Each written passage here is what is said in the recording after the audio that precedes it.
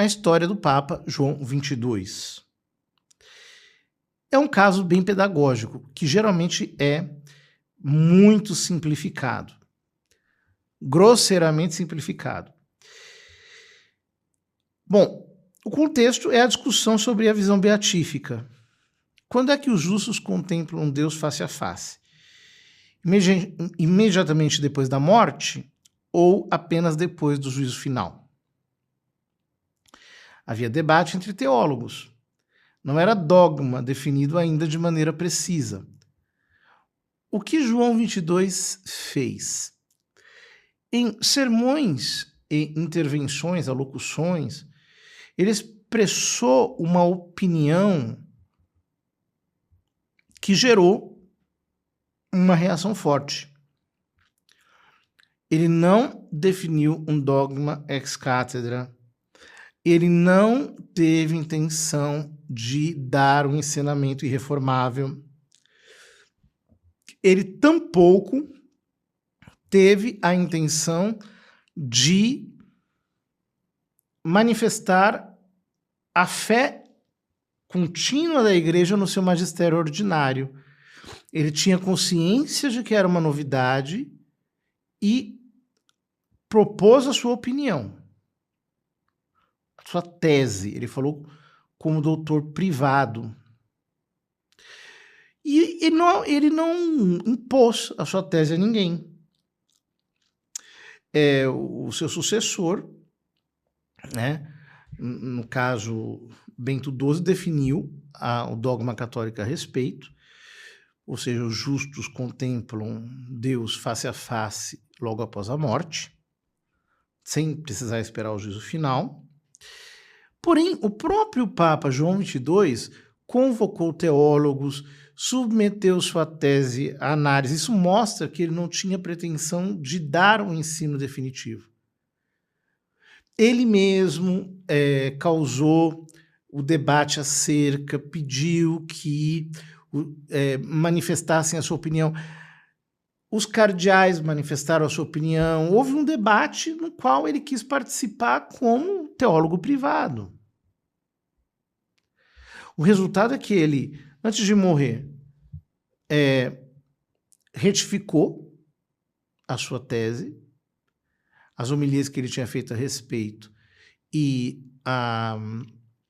as alocuções, uma alocução me parece, que ele havia feito, foram removidas a pedido dele. E Bento XII, logo na sequência,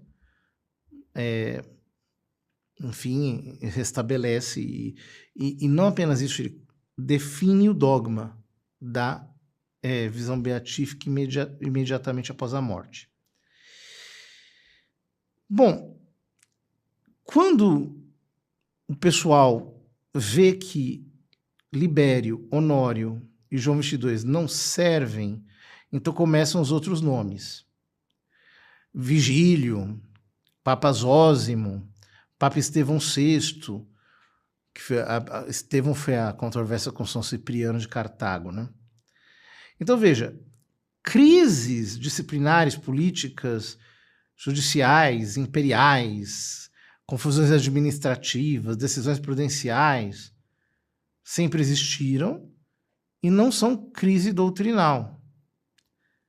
Controvérsias sobre pessoas, se deve reabilitar ou condenar, não equivalem a impor uma heresia, como se fosse a verdade da fé.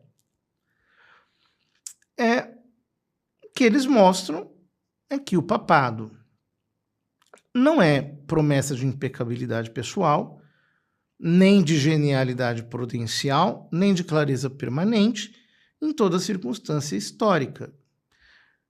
Isso mostra que as circunstâncias também podem induzir um papa a determinados comportamentos. Ora, se isso fosse o normal, então a vida católica viraria um jogo impossível. Cada fiel teria que decidir quando o Papa caiu, quando a igreja falhou e assim por diante. Ou seja, eu não gosto de um documento papal, eu considero esse documento papal contrário à tradição, declaro herético, aí eu me autorizo a resistir e uso papas, entre aspas, heréticos, para confirmar a minha posição, e aí tudo desmorona, porque o fiel não pode ser o juiz supremo, o magistério tem de ser confiável, a hermenêutica correta é a da continuidade no magistério ordinário, e a resistência vira uma exceção raríssima, circunscrita, pontual, nunca militante, nunca cismática, nunca habitual.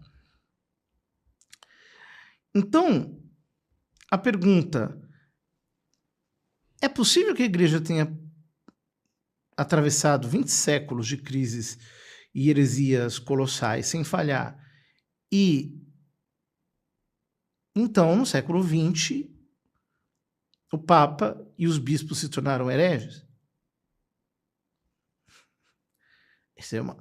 Veja, as crises pelas quais a igreja passou foram, por exemplo, a crise ariana, foram muito mais pesadas do ponto de vista da pressão imperial sobre os bispos e sobre o Papa, né? A fé católica não exige que o fiel trate todo gesto papal como impecável. Também não exige que o fiel católico ignore dificuldades reais em textos complexos, mas exige algo fundamental: a igreja não pode falhar de modo a impor o erro como se fosse fé divina e católica. Isso é muito sério. É a fé na igreja que aqui corre o risco de ser anulada. Por isso, eu não posso ignorar o ensino do magistério. Eu tenho que ter o obsequioso, ou melhor, o religioso obséquio do intelecto e da vontade. Por quê? A tradição reside, para nós católicos, na Igreja de Roma. O Papa e os bispos em comunhão com ele são os intérpretes autorizados e vinculantes da tradição. Bom, talvez aqueles que não gostem disso preferissem que houvesse um poder secular que ameaçasse o Papa em matéria doutrinal.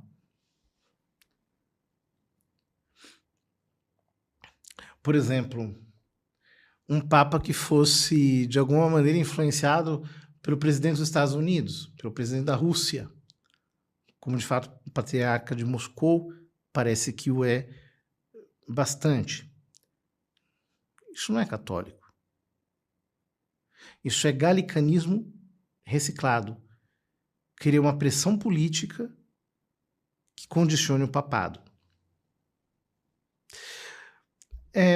O anátema privado não pode ser normalizado na igreja.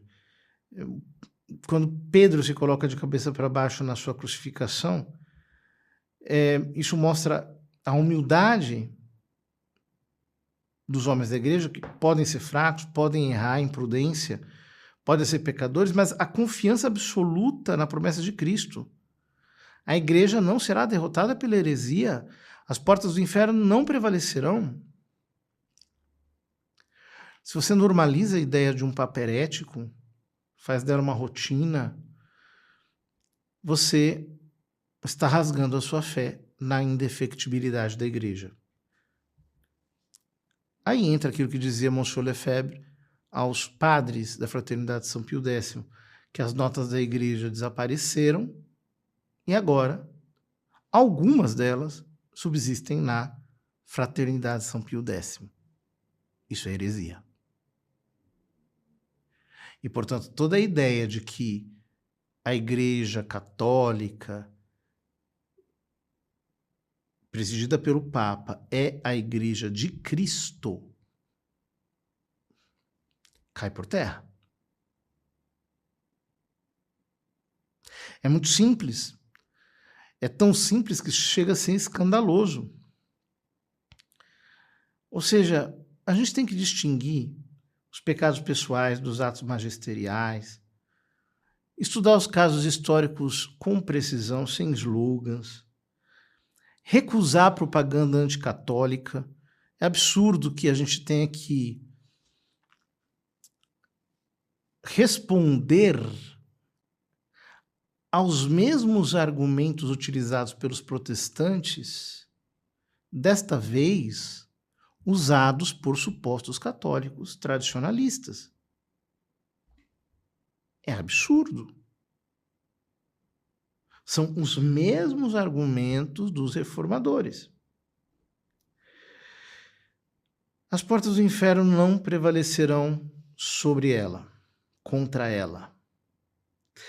A igreja não será derrotada. E por isso, a promessa de Cristo não foi, não pode ser e não poderá jamais ser abalada. Essa é a lição que nos resta de toda essa análise dos papas heréticos, supostamente, né, entre aspas, e da situação que nós vivemos hoje. Está faltando fé na igreja. Ela é divina. Ela é a única instituição divinamente fundada. O seu fundador é o próprio Deus, ela é o seu corpo e ela é uma virgem mãe, uma imagem da Santíssima Virgem. Não queiram transformar a igreja numa meretriz, ou não queiram dividi-la como remédio para curá-la nas imperfeições dos seus membros. Isso não se faz.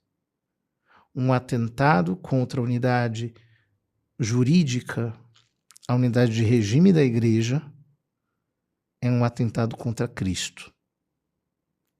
Pense nisso e pare de brincar com cisma.